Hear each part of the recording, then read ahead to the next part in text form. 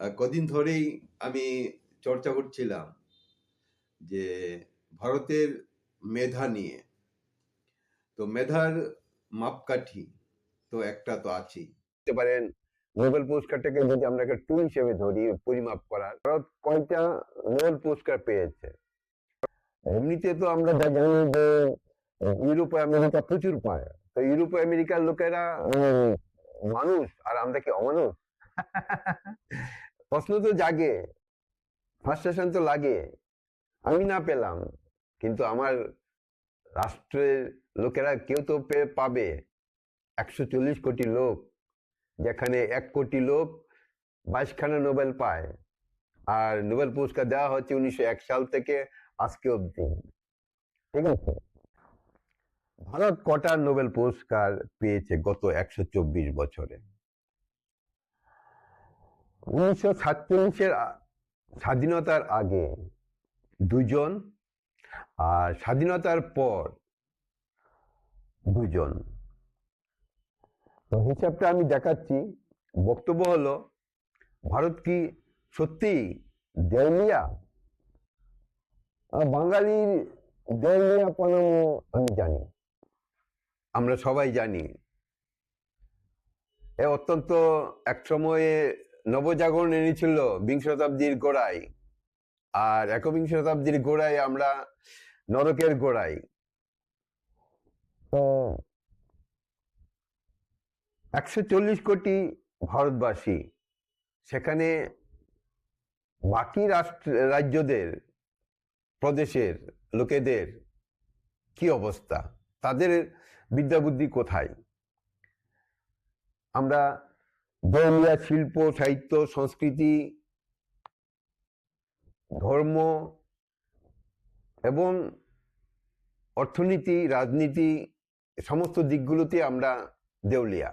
এই দেউলিয়াপনামোটার তো বুঝতে হবে, এবং সেই দেউলিয়াপনামোটাকে তো থামাতে হবে, থামিয়ে এগিয়ে যেতে হবে। সেই এগিয়ে যাওয়ার জন্য আজকের এই বক্তব্য আমার। 2025 সালের শেষ নাগাদ প্রায় 1026 জন ব্যক্তি এবং 28টি সংগঠন তারা নোবেল পুরস্কার পেয়েছে। নোবেল পুরস্কার শুরু হয়েছিল 1901 সালে, আজকে অবধি চলছে। তার মধ্যে 1026 এবং প্লাস 28টা অর্গানাইজেশন নোবেল পুরস্কার পেয়েছে। তো সেই পরিপ্রেক্ষিতে আমরা কি পেয়েছি? আমাদের কন্ট্রিবিউশন পৃথিবীর আন্তর্জাতিক সীমানা পেরিয়ে কি রেখেছি, এটা যাচাই করতে হবে। আলফ্রেড নোবেলের নামাঙ্কিত উইল অনুসারে 1901 সালে শুরু হয় নোবেল পুরস্কার। পুরস্কারগুলো দেওয়া হয় ফিজিক্সের জন্য, কেমিস্ট্রি, মেডিসিন, লিটারেচার এবং পিস, শান্তি। তো আলফ্রেড নোবেলের স্মরণে তাকে শ্রদ্ধার্ঘ্য দিয়ে ব্যাংক অফ সুইডেন একটা প্রাইজ চালু করেছে, ইকোনমিক সায়েন্স। সেটা নোবেল কমিটি থেকেই দেওয়া হয়, কিন্তু টাকাটা ব্যাংক দেয়। এবং সেটা শুরু হয়েছে 1969 সালে, 1969, মানে আসল নোবেল শুরু হওয়ার 69 বছর পর। তখন ভারত ব্রিটিশের অধীনে ছিল, অবিভক্ত ভারত ছিল, পাকিস্তান, বাংলাদেশ এসব নিয়ে একটা অবিভক্ত বড় ভারত ছিল এবং ব্রিটিশের অধীনে ছিল। সেই ব্রিটিশের অধীন থাকাকালীন 1902 সালে রোনাল্ড রস, যিনি ইউনাইটেড কিংডমের, যুক্তরাজ্যের, তিনি ব্রিটিশ ভারতে ছিলেন। তিনি শরীরবিদ্যা বা চিকিৎসা মিলিয়ে নিয়ে তার কাজের জন্য, যার মাধ্যমে তিনি দেখেছেন যে কিভাবে এটা মানুষের শরীরে বা জীবদেহে প্রবেশ করে এবং এই রোগটার মোকাবিলা কিভাবে করা যায় তার উপর যে গবেষণা হয়েছিল সেই গবেষণার উপর তিনি পেয়েছিলেন 1902 সালে। তো তিনি ভারতীয় নন, তিনি ব্রিটিশ। 1907 সালে 1907 রুডিয়ার্ড কিপলিং, তিনিও একজন ব্রিটিশ। তার জন্ম হয়েছিল ব্রিটিশ ভারতে মুম্বাই বর্তমানে বোম্বে আগের নাম ছিল। তিনি একজন বিশ্ববিখ্যাত লেখক ছিলেন এবং তার যে লেখার যে স্টাইল, পর্যবেক্ষণ শক্তি, কল্পনার মৌলিকতা এবং ধারণার বলিষ্ঠতা, এইসব কিছু যে তিনি ডিসক্রাইব করে যেই তিনি লেখাগুলো সাহিত্য রচনা করেছেন, তার জন্য তিনি 1907 সালে নোবেল পুরস্কার সাহিত্যের জন্য পান। 1913 সালে 13ই নভেম্বর আমরা দেখলাম বাংলার রবি ঠাকুর নাম উচ্চারণ হলো, নোবেল পুরস্কার পাচ্ছেন। 1913 10ই ডিসেম্বর অনুষ্ঠানের মাধ্যমে রবি ঠাকুর কবিগুরু হয়ে নোবেল পুরস্কার পেলেন। এটা আমাদের বাঙালি হিসাবে আমাদের গর্ব। সময়টা 1913, মানে অবিভক্ত স্বাধীনতার আগে। 1930 সাল, সেটাও ভারতের স্বাধীনতার আগে। ডক্টর সিভি রমন পদার্থবিদ্যা নিয়ে, আলোর বিক্ষেপণ নিয়ে তার কাজের জন্য তিনি নোবেল পুরস্কার পান এবং তার কাজটির নাম হয়েছে রামন এফেক্ট। পদার্থবিদ্যার জন্য পান 1930 সালে। এই হয়েছে স্বাধীনতার আগে। আমরা দেখছি দুজন ভারতীয়, একজন বাঙালি আর একজন অবাঙালি, একজন রবি ঠাকুর আর একজন সিভি রমন। এই দুটোকে আমরা জেনুইন ভারতীয় বলতে পারি নোবেল পুরস্কার মাধ্যমে, দুজন। এরপর 1947 সালের পরে, স্বাধীনতার পরে আমরা কি পেয়েছি? স্বাধীনতার পরে 1968 সালে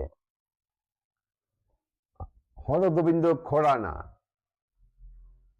যার জন্ম বর্তমানে পাকিস্তানে পড়েছে, পাঞ্জাবের রায়পুরে, অবিভক্ত ভারতে তিনি জন্মেছিলেন। 1968 সালে তিনি নোবেল পুরস্কার পান।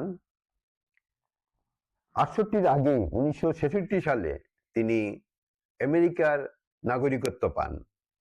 সুতরাং তিনি ভারতীয় নন। এবং তার যে কাজটা ছিল সেটা ছিল জেনেটিক কোডের একটা ব্যাখ্যা এবং প্রোটিনের সংশ্লেষণ এর ভূমিকা। 1979 সালে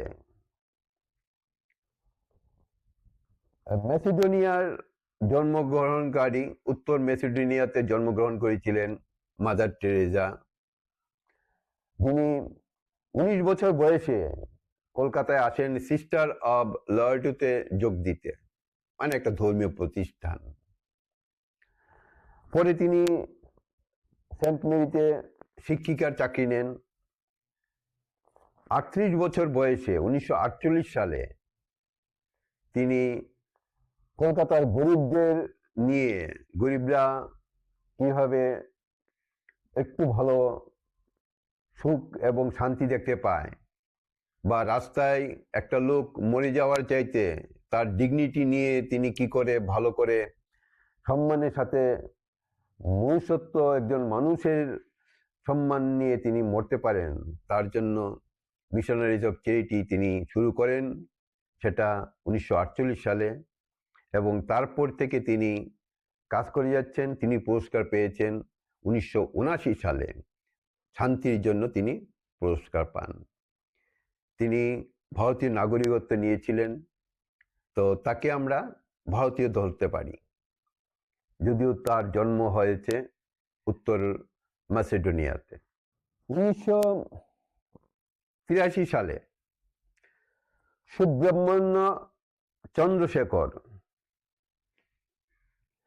তিনি বর্তমানে পাকিস্তান জায়গাটা অবিভক্ত ভারতে জন্মেছিলেন, লাহোরে, পাঞ্জাবের লাহোর। তিনি একজন পদার্থবিদ। স্টার বা তারাদের গঠন ও বিবর্তনের জন্য তার একটা গবেষণা হয়েছিল এবং সেটা থিওরাইজ করেছিলেন তিনি। তার জন্য তিনি পুরস্কৃত হন 1983 সালে। কিন্তু তিনি 1953 সালে তিনি আমেরিকার নাগরিক। তো যিনি আমেরিকার নাগরিক, তার জন্ম ইন্ডিয়াতে হোক আর না হোক তা নিয়ে প্রশ্ন নেই। কারণ ভারতের, আমি এক্ষুনি আইনটা কত নম্বর আর্টিকেল আছে সেখানে পরিষ্কার লেখা আছে, যিনি ভলান্টারি অন্য দেশের নাগরিকত্ব নেবেন তিনি ভারতের নাগরিক নন। তো সেই হিসাবে যারা নোবেল পুরস্কারের আগে অন্য রাষ্ট্রের নাগরিকত্ব নিয়েছেন তারা ভারতীয় নন, তাদের কথা আমরা গুনব না, যতই আমাদের সেন্টিমেন্ট থাকুক। 1989 সালে 14তম দালাই লামা, যার জন্ম উত্তর তিব্বতে, তিনি চীনের সাথে তার সমস্যা তৈরি করে তিনি ভারতে আশ্রয় নিয়েছিলেন। 1959 সাল থেকে ভারতে অ্যাসাইলাম হিসেবে তিনি আছেন এবং ভারত তাকে থাকতে দিয়েছে। তিনি কিন্তু কোনোদিন ভারতের বাসিন্দা নন এবং তিনি এইভাবেই থাকতে চান। কিন্তু তিনি ভারতকে পছন্দ করেন, যে নালন্দার ইয়ের দিকে যে বুদ্ধদের ছিল, কালচার ছিল, সেই কালচারটা তাকে খুবই খুশি করে। 1998 সালে অমর্ত্য সেন, 1998 সালে অমর্ত্য সেন, যার জন্ম পশ্চিমবঙ্গের শান্তিনিকেতনে, তিনি ইকোনমিক সায়েন্সের এবং ইকোনমিক সায়েন্সের ওয়েলফেয়ার হিসেবে তিনি তার যে একটা কন্ট্রিবিউশন ছিল, অ্যাকচুয়ালি তিনি পণ্ডিত মানুষ, তার সমস্ত কাজকর্ম মূলত প্রফেসরগিরি এবং বাস্তবিক আমরা কতদূর উন্নত হয়েছি সেটা আমি জানি না। এবং আমি দেখেছি আমাদের ভারতবাসীরা অমর্ত্য সেনকে নিয়ে খুশি না, এমনকি বাঙালিরাও খুশি না। তিনি 1972 সালের থেকে তিনি আমেরিকা এবং যুক্তরাজ্য মানে ইউনাইটেড কিংডমে ছুটাছুটি করেছেন, বহু বড় বড় ইউনিভার্সিটিতে প্রফেসরি করেছেন এবং বহু পুরস্কৃত হয়েছেন। এবং তাকে নিয়ে অনেক তর্ক বিতর্ক এবং নালন্দা বিশ্ববিদ্যালয়ের টাকা পয়সা নিয়ে অনেক স্ক্যান্ডাল ব্যান্ডাল রয়েছে। তো তিনি আমেরিকায় থাকলেও আমেরিকার নাগরিকত্ব নেননি এবং ভারতের নাগরিকত্ব কোনোদিন ত্যাগ করেননি। তো তিনি 1998 সালে ইকোনমিক সায়েন্সের জন্য, অর্থনীতির যে নোবেল রয়েছে তার জন্য তিনি পুরস্কৃত হয়েছিলেন, সেটা আমরা কাউন্ট করতে পারি। অমর্ত্য সেনের পুরস্কারটার নাম, ইকোনমিক সায়েন্সের যে পুরস্কারটা পেয়েছিলেন তার নাম হয়েছে bank of Sweden, bank of Sweden prize in economic science in memory of Alfred Nobel. তারপরে আমরা দেখছি 2001 সালে VS নৈপাল, যার জন্ম হয়েছিল ত্রিনিদাদ ও টোবাগোতে। তিনি একজন সাহিত্যিক মানুষ। তার সাহিত্যের মধ্যে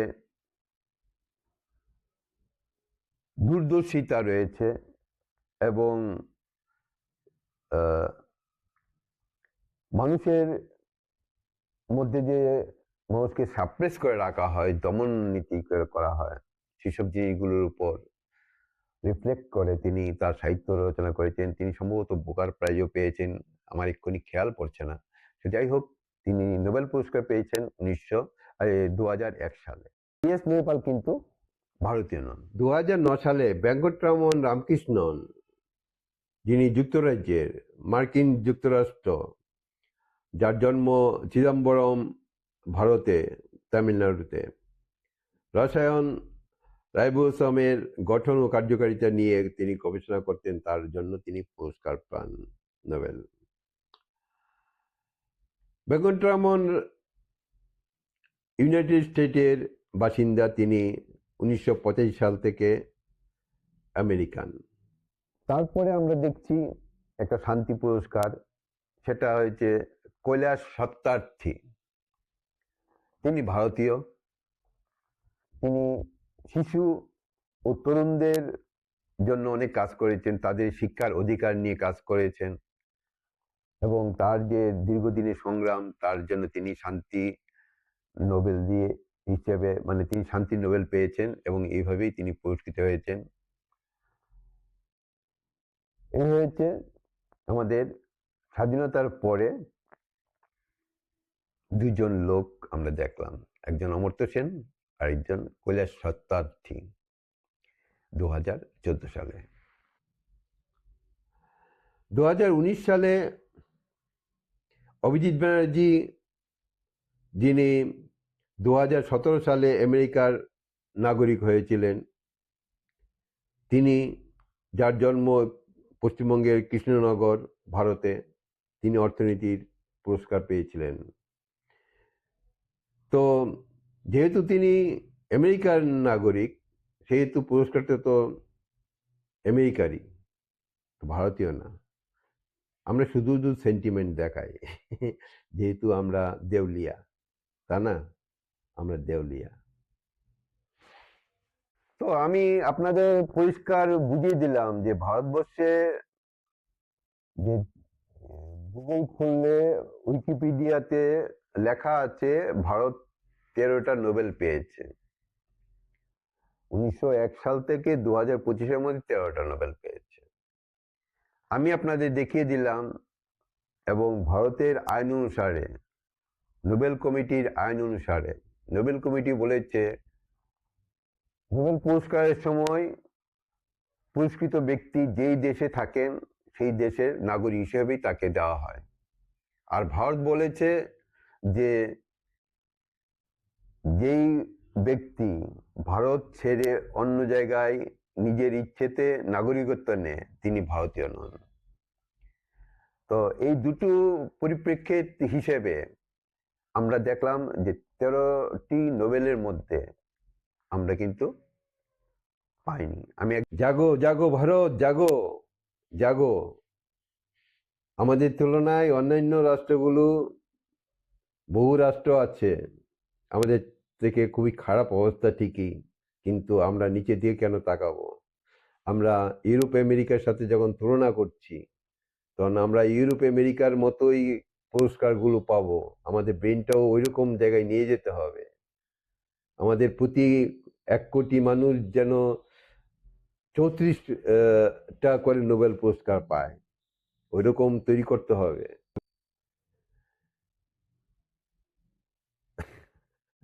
এটা হয়তো কোনোদিন সম্ভব না, কিন্তু আপনি যদি চান তাহলে 140 কোটি লোক আমরা অনেক কিছু করে দিতে পারি। আমরা এই পতন ধরা, ঘুণ ধরা রাজনীতিকে পায়ের তলায় পিষে দিতে পারি, পারি না?